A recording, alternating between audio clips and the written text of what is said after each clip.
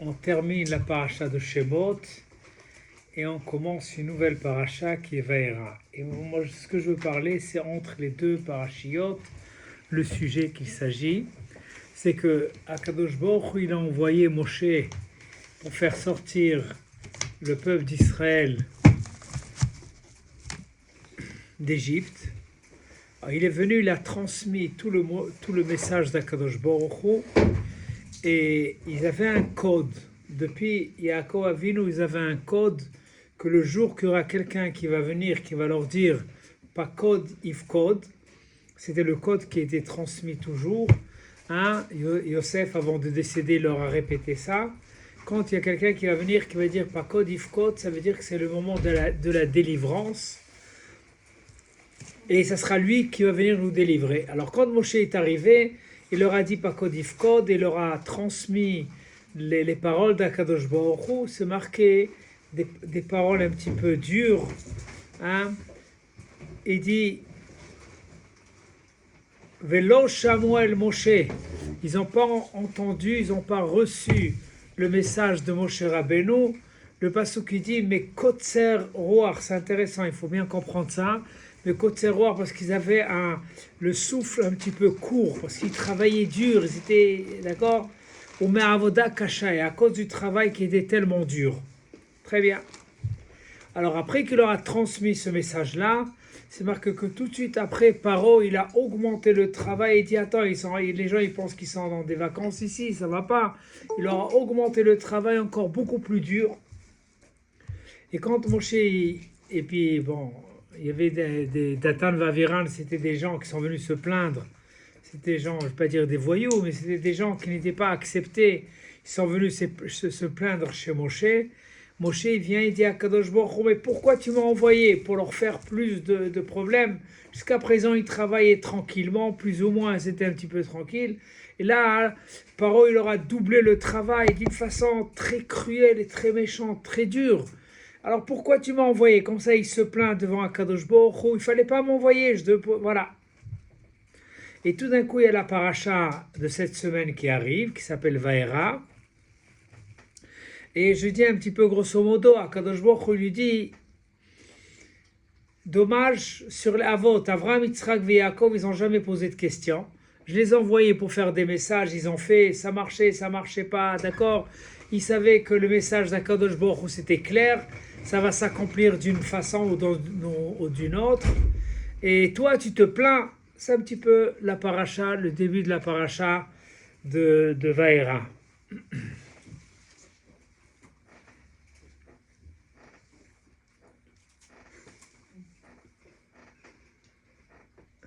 Et Akadosh Baruch Hu lui a dit, tu sais bien que celui qui a accompli ce que je lui demande, je lui donne un sachar, une récompense. Regarde Avraham, Yitzhak, Yaakov et ainsi de suite. Alors pourquoi tu poses de questions? Très bien. Alors, avec toute cette paracha-là, en deux mots, si je résume, Moshe Rabbeinu, il a fait taire Moshe, il ne fallait pas poser de questions. C'est un petit peu ça. Mais moi, ce qui me dérange, c'était que la question de Moshe, c'est une vraie question. Akadosh Baruch Hu, il l'a envoyé pour faire sortir les Bnei Israël d'Égypte. Il est venu, il leur a transmis le message d'Akadosh Baruch Hu. Alors bon, ils ont dit, alors ok, d'accord. Tout d'un coup, Paro, il vient, il leur double travail, c'était très cruel, il leur a pas donné de la paille. C'est d'accord, ce qui est marqué dans la paracha, c'était vraiment un décret très cruel contre le Bnei Israël. Et s'ils sont venus se plaindre, parce que vraiment, il y avait un problème. Akadosh Baruch Hu, il n'a pas répondu à cette question-là. C'est une question sans réponse. Parce que Moshe Rabbeinu dit, pourquoi tu m'as envoyé pour faire du mal? Je ne viens pas pour faire du mal. C'est une question qui... C'était ça la question de Moshe. Tout d'un coup, Akadosh Baruch Hu lui dit, non, tu te plains, il ne faut pas se plaindre, il faut accepter. Avraham, Yitzhak et Yaakov ne se sont jamais plaints, pourquoi toi tu te plains? Et puis voilà, c'était un discours assez lent. Mais la question, pourquoi le travail il a été doublé, il n'est pas marqué nulle part.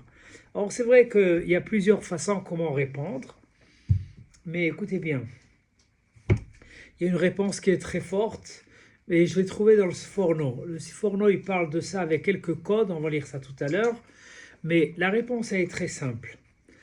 Akadosh Baruch Hu, normalement, quand il a envoyé Moshe pour faire sortir le clan Israël, on n'avait pas besoin ni les 10 plaies, c'était pas la peine. Si le clan Israël, il est prêt à sortir, il n'y a aucun problème. On ne devait même pas arriver aux plaies, tout, d'accord, une année de plaies avec les Égyptiens et tout ça, c'était pour éviter. Akadosh Baruch Hu, il a envoyé Moshe Rabbeinu, en fait, il leur dit, pas code ifkod, c'était le code. Logiquement, quand le clan Israël devait écouter ces mots-là, directement, fioup, s'ils avaient la mouna forte. Eh bien, ça y est, on est en liberté, on va préparer les valises pour s'en aller, c'est fini. Paro, on n'a peur de rien, c'est fini. C'est comme... pu les retenir. Hein? Paro n'aurait pas pu les retenir. Bien sûr, parce qu'il y a ici un message clair qui vient, et eux, ils avaient un code. Yosef Hatzadik, avant de décéder, leur a dit bien, rappelez-vous bien ce code-là. Quand tu as quelqu'un qui va venir, parce que vous savez bien, il y a des gens qui jouent la scène, oui, moi je vais essayer, d'accord, non, c'était clair. Mais quand Moshe, il est venu, il leur a dit ça, ils n'ont pas accepté. Alors on peut dire, bon, les pauvres, c'était un travail très dur, et c'était pas facile, alors bon, c'est normal, c'est pour ça qu'ils n'ont pas accepté. Pourquoi, Moshe Rabbeinu, qu'est-ce qui se passe? On trouve que non, parce que quand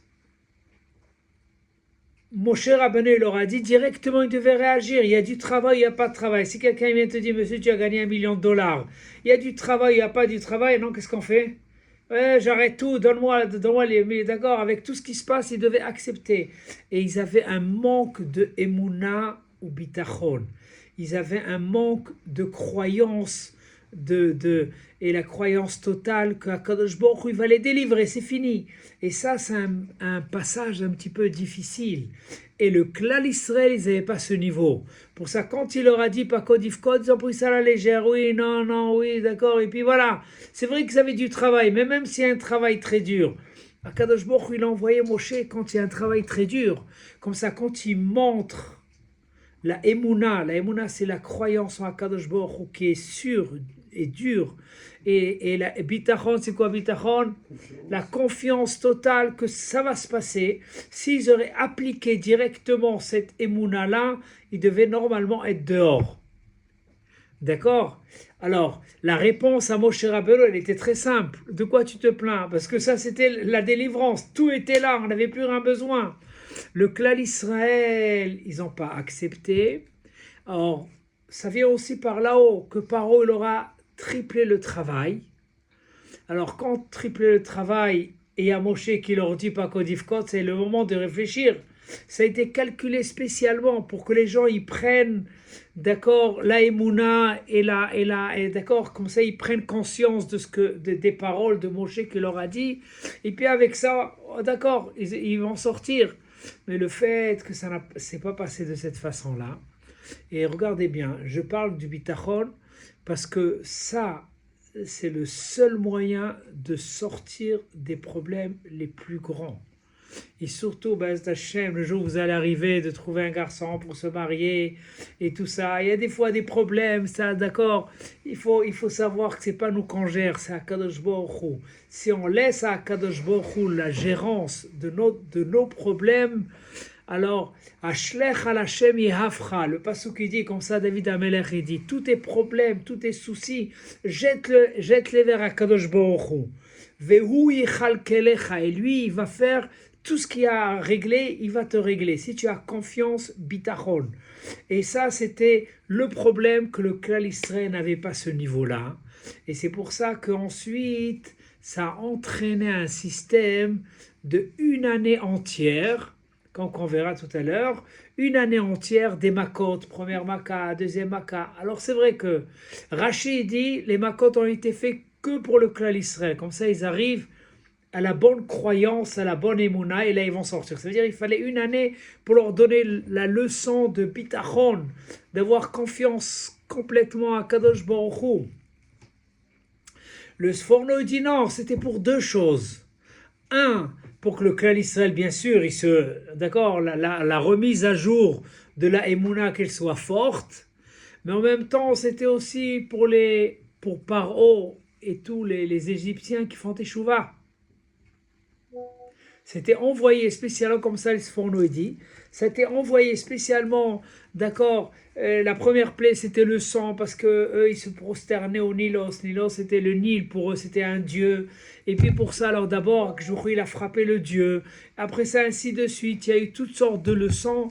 Mais tout ça, c'était pour que les Égyptiens, ils arrivent à une compréhension. Que Akadosh Baruch Hu, c'est lui le créateur. Est-ce que ça a servi quelque chose ou pas? Bien sûr, ça a servi. Parce que dans Yom Kippour, il y a souvent Yom Kippour dans Mincha. Vous avez besoin d'une chaise? Oui, ici une chaise si vous voulez. Merci beaucoup. Ah, il y a encore une? Ok. D'accord. Dans Mincha, on lit l'histoire de Yona. Yona, il est parti ramener Bitchouva, qui étaient les gens de Nineveh. Qui était le roi de Nineveh? C'était Paro. Ça veut dire que Paro, à la fin, il a échappé, il est parti à Nineveh, il est devenu un roi, et là, il a déjà conduit sa royauté selon la Torah, selon les règles de la Torah. Et c'est pour ça que le prophète, il vient pour ramener les gens Bitchouva. Alors, en tous les cas, d'accord, l'essentiel de ce qu'on veut voir avant d'avancer,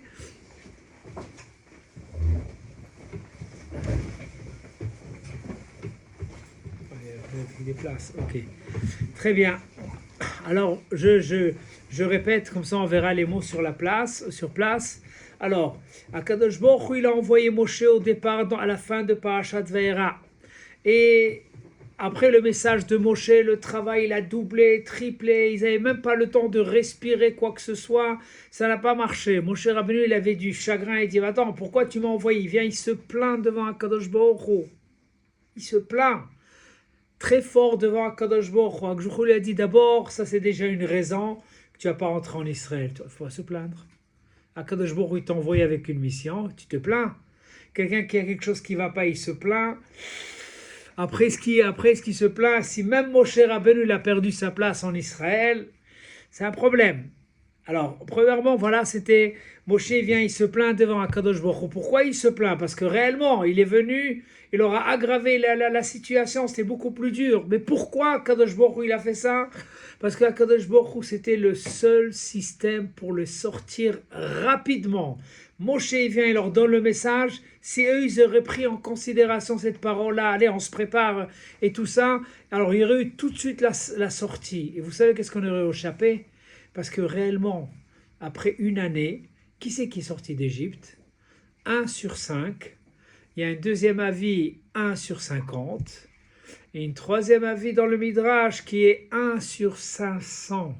Ça veut dire 499, ils sont morts là-bas, ils ont été enterrés dans les 3 jours d'obscurité. Qu'est-ce qui se passe?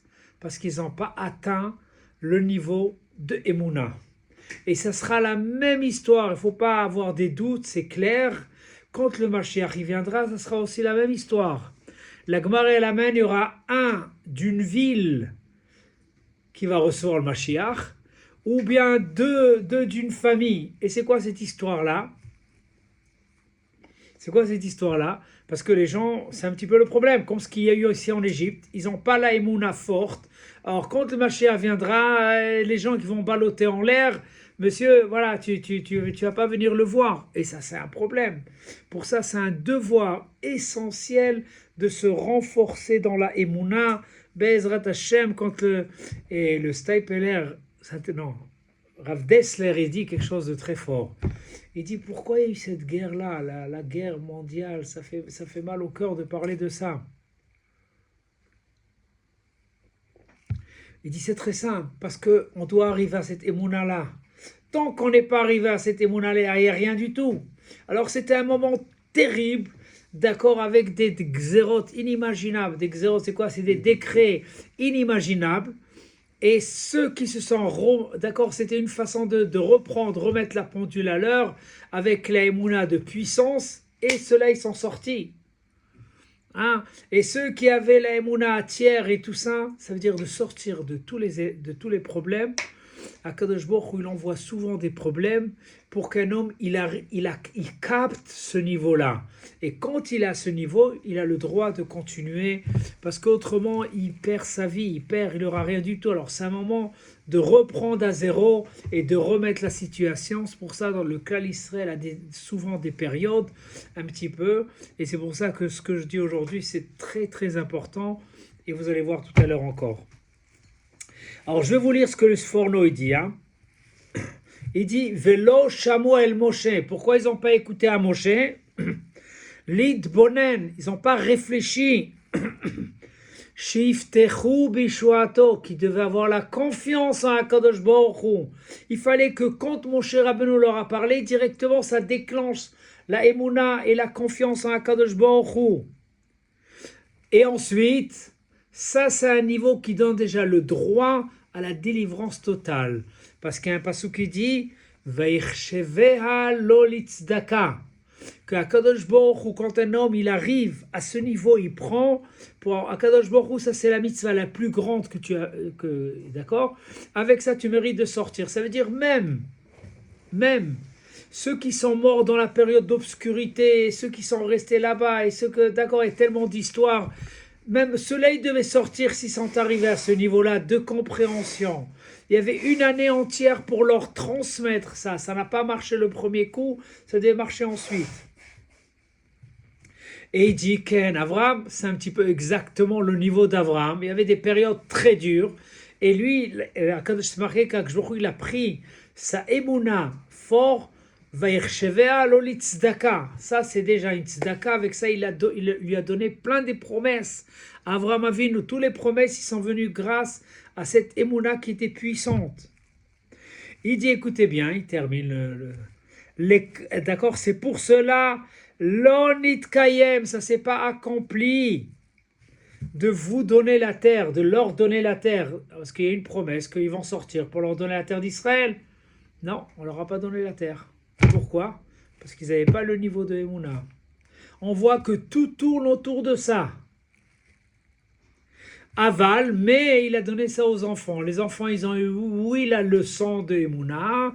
Et ça, c'est un devoir qu'il faut savoir, de sortir de tous les problèmes. C'est que avec ce bitachon, croyance en Akadosh Baruch Hu, et même dans la Shoah, le Alenu, notre Rav, tout ce qu'il a fait, il avait peur de rien, il est sorti, il a rouvert sa yeshiva, d'avoir peur de rien du tout. C'était un clic très fort de Emouna, et comme ça ils sont sortis. Ma grand-mère aussi, c'était une situation tellement dure, d'accord, et elle est partie quand même ramasser du blé. Voilà, tout d'un coup, il y avait 5 Allemands qui sont venus avec le fusil sur la tête, les papiers pour voir ce qu'elle est juif ou pas juif pour tirer dessus.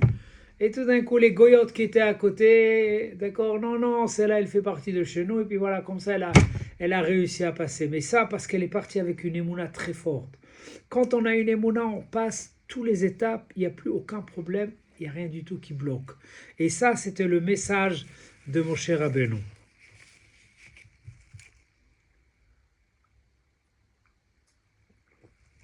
Et le Rashi dit tout ça parce qu'ils n'ont même pas pris en considération. Viens, on réfléchit à ce que Moshe dit. Viens, on se calme, d'accord. Paro, il va frapper un petit peu pour qu'on ne travaille pas. Viens, on se met à réfléchir, peut-être.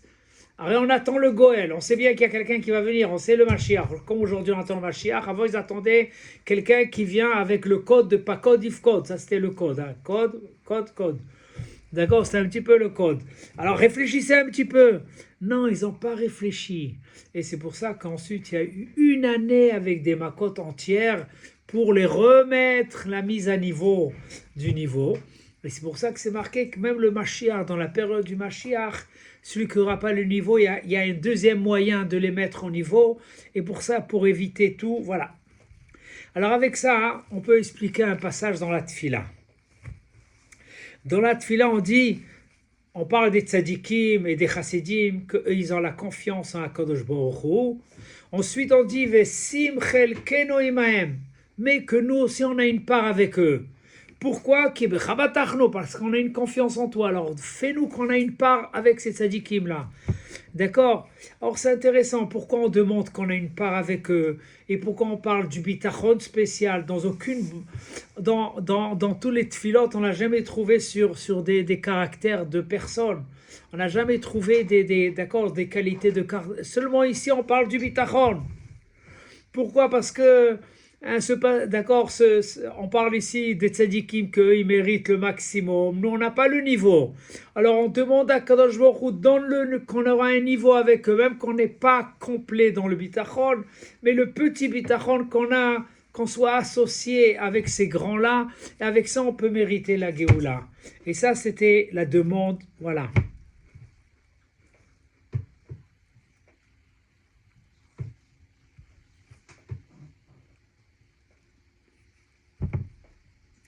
Et c'est pour ça dans la parashat Bo, c'est marqué, tu vas raconter, d'accord, dans les oreilles de tes enfants.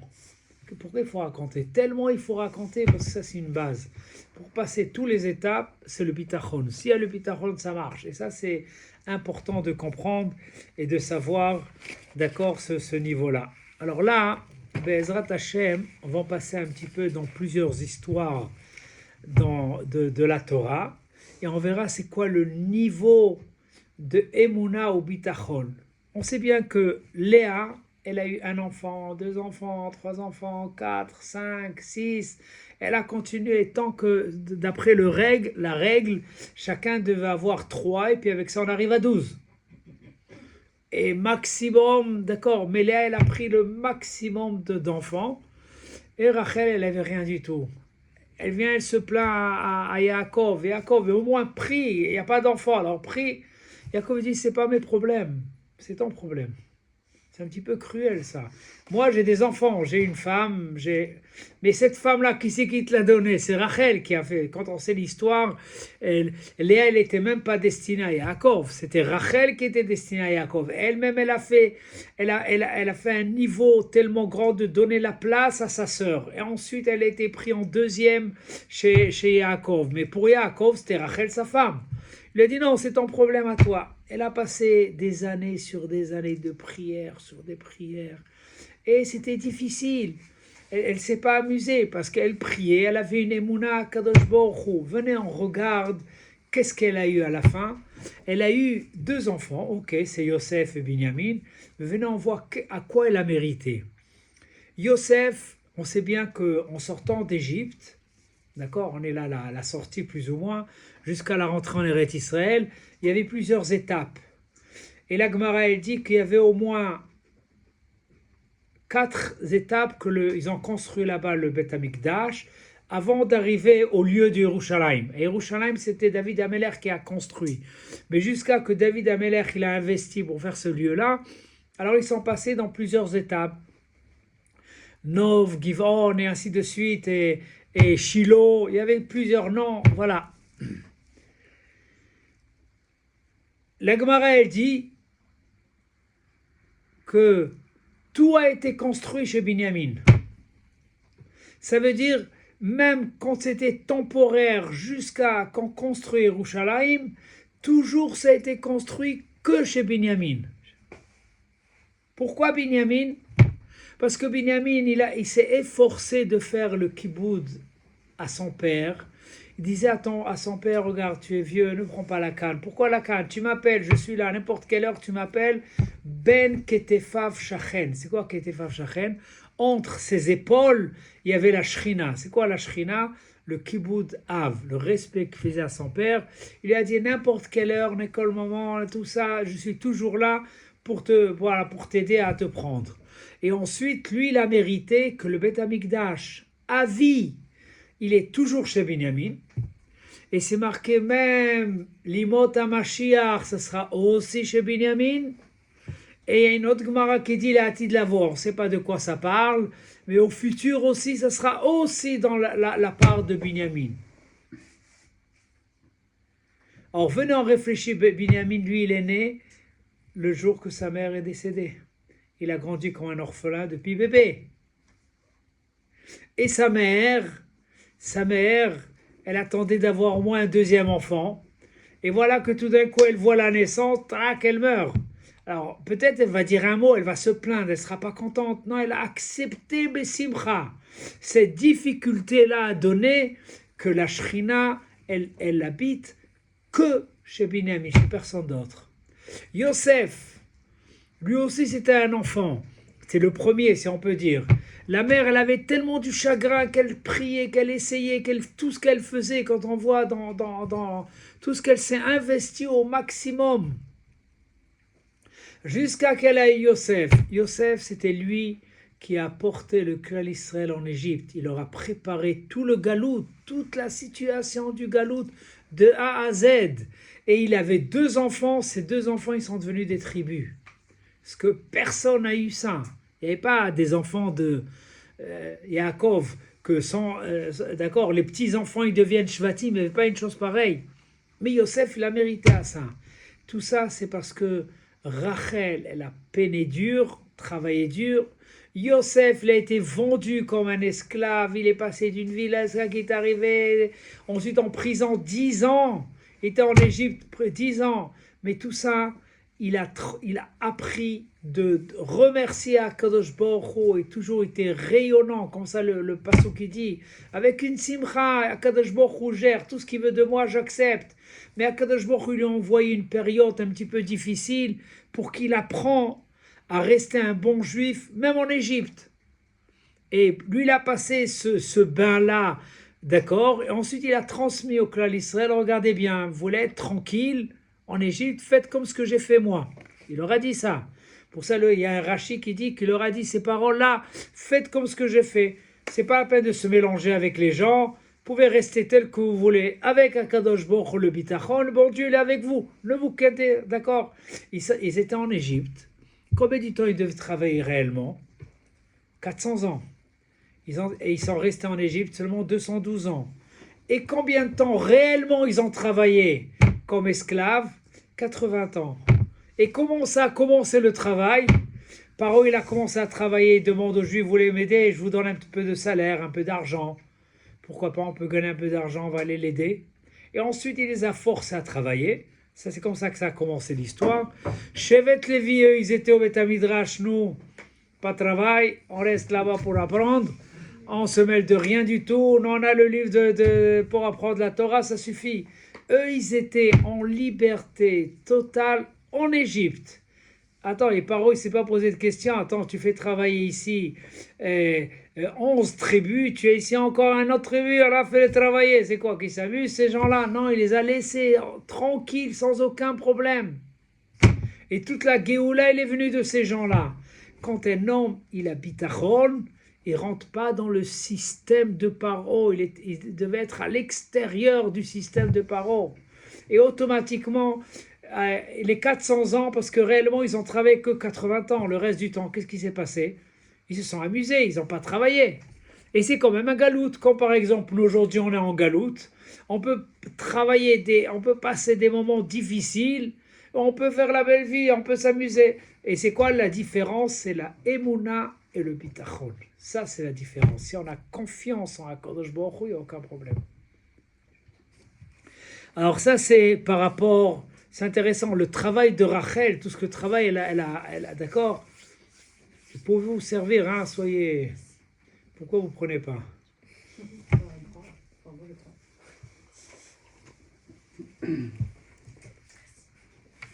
Ensuite, dans la paracha qu'on vient de terminer, il y a l'histoire de Shifra et Poua. C'était quoi Shifra et Poua? Les sages-femmes. Par eux, leur a donné un message. Quand vous voyez un garçon qui naît, qu'est-ce qu'il faut faire? Il faut que les filles, pas les garçons. Il faut les jeter dans le Nil. D'accord? C'était ça très bien. Eux, qu'est-ce qu'ils ont fait? Ils n'ont rien fait. Et quand Paro, il les appelle, il dit, attends, mais pourquoi? Qu'est-ce qui se passe? Les garçons, ils sont encore là, et des bébés, j'ai vu, c'est quoi ça? Alors, eux, ils ont répondu, non, les juifs sont différents que les goïms, ils n'ont pas besoin de sage-femme. Ils accouchent avant, et puis voilà, quand on arrive, nous, c'est déjà à la fin, on n'a plus rien à faire, laisse-nous tranquilles. Et Paro, ils les a laissés tranquilles. La question, elle était, pourquoi? Quand Paro, il les a convoqués la première fois, pourquoi ils n'ont pas donné cette réponse? Ils ont dit, ok, ils sont partis. Pourquoi ils n'ont pas parlé un mot? S'occuper des enfants. Hein? S'occuper des bébés. Oui, non, mais on peut dire, regardez, les Juifs, c'est pas comme ça, laisse tranquille, c'est fini. Ils auraient pu dire cette réponse. Non, non, ils se sont tus. Ils ont passé un moment difficile parce que pour eux, Paro, ils pouvaient leur couper la tête. C'était pas facile, c'était un moment assez dangereux. Ils ont voulu réagir, la difficulté qui se passe. Et la deuxième fois qu'il va nous convoquer, c'est là qu'on va répondre. Ils ont voulu accepter, écoutez bien, cette difficulté et la passer gentiment. Qu'est-ce qu'ils faisaient? Le contraire, ils allaient aider les mères à accoucher, ce qu'ils ne faisaient pas jusqu'à présent. Non seulement qu'ils les faisaient accoucher, ils leur amenaient à manger, une elle amenait aux enfants, ils se mettaient à rire avec les enfants pour donner la joie aux enfants. Mais attends, vous n'avez rien fait jusqu'à présent, qu'est-ce qui se passe? Non, parce que Paro, il veut... Ah, Paro, c'était pour lui, c'était couper les têtes. D'accord? Eh bien nous, le contraire, en double. On fait le double et on aide les enfants. Qu'est-ce qui se passe? D'accord? C'est une difficulté très dure qu'elle a passée. Vous savez quelles étaient les récompenses de ces deux dames-là? Hein? Ils ont été bénis par Hachem. Oui, qu'est-ce qu'ils ont eu? Il faut avoir quelque chose. Si ce n'est pas des dollars, ça ne marche pas. Ils ont eu Shevet Lévi. Malchut, la royauté qui était David Ameller, qui est descend d'eux. Et en même temps, il y avait aussi Shevet Lévi. Shevet Lévi, c'est quoi? C'est la Torah. Et il y a 3 couronnes. La Gemara dit que dans la Torah, il y a 3 couronnes. Keter Kehuna. Kehuna, c'est une couronne. Ils ont reçu cette couronne-là de Kehuna. Tous les Kohanim, ils viennent d'eux. Ils ont eu la Malchut, c'est la deuxième couronne, Keter Malchut. Et en plus de ça, ils ont mérité aussi Keter Torah, la couronne de la Torah. Cette difficulté, cette Messirut Nefesh qu'ils ont fait, mais c'est pas que Messirut Nefesh, parce que bon, voilà, ils avaient la croyance fort avec Akadosh Baruch Hu, parce qu'ils sont pas partis se cacher, c'est tout, voilà, laisse-nous tranquilles. On rentre et voilà et c'est tout. Non, ils sont venus, ils ont répondu avec puissance et d'accord. Paul peut leur dire, mais attendez, mais j'ai guetté, j'ai vu que vous ne faites pas ça, vous les avez aidés, vous avez fait. Non, non, ils n'ont pas eu peur. Avec le bitachon, Paul les a laissés tranquilles et c'est là qu'ils ont mérité le maximum. On voit quand un homme, il investit dans ce domaine-là, la récompense est très grande. Surtout, je veux parler, il y a une qui a un petit peu des difficultés avec le mariage, d'accord? Il y a une histoire un petit peu, la pauvre elle était un petit peu très embêtée, je ne sais pas si elle est là ou pas, mais en tous les cas, je veux dire une chose, quand il y a le bitachon, toutes les choses s'arrangent. Et si ça n'a pas marché, Mina Shamaim, peut-être, c'est pour qu'elle soit épargnée de quelque chose qu'on ne sait pas. Souvent, un homme, il pense, sa délivrance, elle est là. Le contraire, par là, c'est l'inverse de la délivrance. Il faut savoir passer l'étape et se maintenir avec ça. Et quand on passe une étape qui est difficile, là, la récompense, elle est très grande. C'est un petit peu ce qu'on est en train de faire ici. Shifra et Poua, ils avaient ce gros problème-là. Alors, essayez de passer. Non, ils sont partis quand même, avec le danger, avec tout ce qu'il fallait. Bitachon, j'ai confiance en Akadosh Baruch Hu. Et à la fin, ils ont reçu tout le paquet. Les 3 couronnes qu'il y a dans la Torah, ils ont reçu le maximum.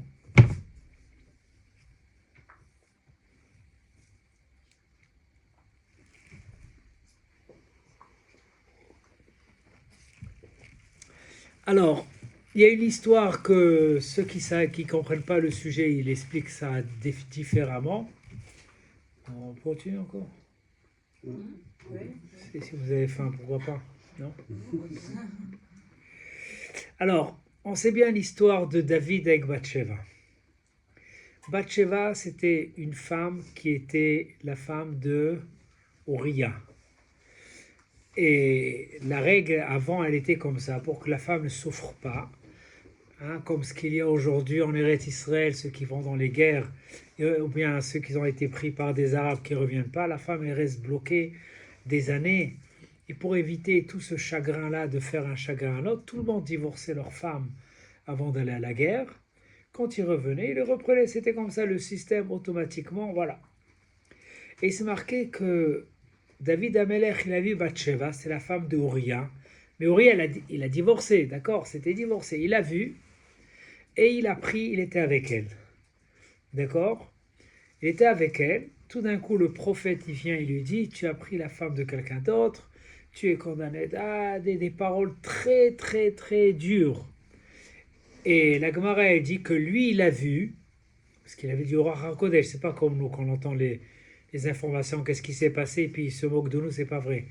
D'accord? Il a su, le Ruach HaKodesh, que c'est marqué que Bathsheba, elle était destinée à David Amelech depuis la création du monde. Ça veut dire, dans le système du fonctionnement du monde, il y avait deux choses qui étaient par obligation qui vont ensemble, David avec Bathsheba. Et toute la royauté de David Amelech, c'était que de Bathsheba à la fin. C'est comme ça que ça s'est passé. Le Mashiach de qui il vient? De ce même mariage, ça vient tout de là.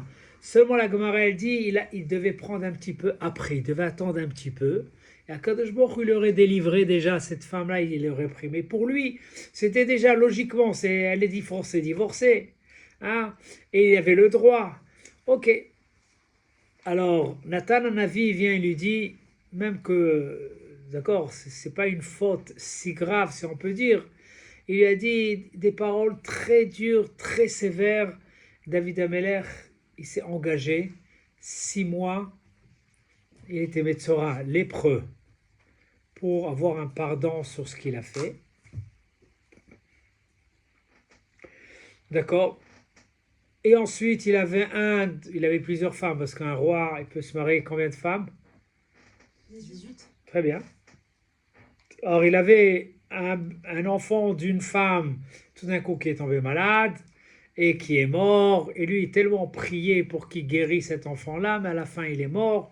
C'est marqué le jour que cet enfant est mort, il a compris que pour d'Akadosh Baruch Hu, il a eu le pardon. Il est venu au Beth Amikdash, il était modé à Akadosh Baruch Hu le maximum. C'est une période très difficile pour David Amelech. Et juste après ça, qui c'est qui est né? Shlomo Amelech. Ça veut dire que pour mériter à la Malchoute, il devait avoir une situation très difficile et tenir. Parce que pour lui, c'était autorisé, il n'y a pas de problème. Voilà, l'histoire avec Uriah, c'était d'accord. Et voilà, pour lui, il n'y avait aucun problème, il aurait pu l'apprendre. Mais quand même, par rapport aux gens, c'est pas joli. Voilà, et qu'est-ce que les gens ils vont dire? Ouais, c'est pas pachout. Alors, il a passé une période très dure, 6 mois de tsarat. Il était en dehors de la ville, il n'a même pas régné. Il est le roi, il n'était pas à Yerushalayim pour régner, il n'était rien du tout. À l'extérieur, complètement. Et c'est là qu'il a eu toute la malchoute qui tient. C'est David Amelech jusqu'au Mashiach. C'est quoi? Ça veut dire savoir passer une étape qui est un petit peu difficile. Et Akadosh Baruch Hu lui a dit, regarde, je te prépare une faute. Je ne sais pas si tu vas tenir, mais selon ta mission, tu devras tenir. Maintenant, c'est à toi. David Amelech a dit, aucun problème, je suis là. Il s'est préparé. C'est-à-dire c'était un piège qui a été préparé. Pourquoi que je lui a préparé un piège? Le piège, c'est pour savoir comment un homme y passe la situation la plus dure. Et quand il a pu tenir, là, il a transmis à Shlomo Amelech la puissance de la royauté avec tzaddik, bien, correct, et comme qu'il faut, jusqu'à Biat HaMashiach. Et c'était ça le rôle. C'est pour ça que David Amelech, il a passé ça. On continue encore un petit peu. Ensuite, le suivant, c'est qui? C'est Yehuda. La royauté de David Amelech, elle commence plus haut de Yehuda. C'était quoi l'histoire de Yehuda? Lui aussi, il a eu des étapes un petit peu très difficiles. Première étape qu'il a passée, c'est que lui, c'est le premier à égorger Joseph, le tuer. Ensuite, ils ont changé, allez, en le vend, il a vendu. C'était lui qui gérait, lui c'était le roi, depuis la période de Yaakov, c'est lui qui avait la nomination de roi. Il a pris la décision de le vendre. Ensuite, les frères, ils se sont plaints sur lui au maximum. Ils ont dit, tu nous aurais dit de le ramener au père, on l'aurait ramené. À cause de toi, on ne l'a pas rendu, ils l'ont rendu fautif, ils l'ont renvoyé. Jusqu'à qu'il est parti dans une autre ville, il s'est marié là-bas. Et voilà, il a fait sa vie, tranquille, c'est tout. Après ça, il revient dans le clan d'Israël. Yosef, il n'est plus là, il est vendu. Il revient dans le clan d'Israël, il y avait l'histoire de Tamar. Tamar, c'était sa belle-fille, mais réellement, elle n'était pas mariée avec ses enfants. Il y avait une histoire là-bas qui n'était pas tellement propre, mais pour elle, elle n'était pas mariée. Et Tamar, elle savait qu'il n'y avait aucun problème, elle était autorisée à Yehuda, et c'est une grande tzadéket. La preuve que toute la malchoute, elle vient de Tamar. C'est d'elle que ça arrive. Et qu'est-ce qui se passe tout d'un coup, un beau jour, on lui dit, tu sais, Tamar, soi-disant ta belle-fille, elle est enceinte, c'est quoi, c'est pas normal. Alors, et lui, c'était un des dayanim dans le Beddin. C'était quoi la décision que le Beddin a pris, qu'il faut la brûler. Si elle fait, d'accord, elle attend un hiboum, c'est-à-dire c'est comme qu'elle a un mari, et puis voilà, elle fait des trucs comme ça, brûler dans le feu. Et elle lui fait sortir, je suis enceinte à celui, elle lui a montré de qui elle est enceinte. Et tout d'un coup, il a réagi. Lui, elle lui a pas dit, attends, mais on était ensemble, arrête de parler. David, il l'a pas reconnu. Yehuda, il l'a pas reconnu. Elle a fait spécialement que d'accord, qu'il ne la reconnaît pas. Elle lui a dit, tiens, je suis enceinte à celui qui m'a donné cette bague et ces choses. Elle lui fait sortir tout ce que, voilà. Très bien, il lui a fait sortir, non, la semaine c'était Yosef. Il lui a fait sortir, je suis enceinte de cet homme-là. Et lui, c'était un Dayan dans la Sanhédrin. C'était un juge. Il y avait là-bas Shem, le fils de Noir, descendant de Noir, qui était à l'intérieur. C'était un Bédine sérieux. Et il a avoué devant tout le monde. Son père, après ça, quand il lui a fait une bracha, à la fin, dans Parashat Vayechi, il lui a dit, tu es sorti des moments les plus durs. Il n'a pas lâché, il n'a pas craqué, il n'a pas dit, bon, allez, bon, il avait plusieurs façons comment se libérer de ce dossier-là. Il a avoué en public. Akadosh Baruch Hu lui a dit, tu as une puissance d'avouer. Devant qui? Devant le rabbinim autour de toi. Tu as une puissance pareille, c'est à toi la malchoute. Depuis la royauté, elle est à Yehuda, jusqu'à Mashiach, il est aussi descendant de Yehuda. Ça veut dire un acte qui est difficile et on tient fort. Ça, c'est ce qu'on appelle une épreuve. Et quand un homme il tient l'épreuve, là il mérite.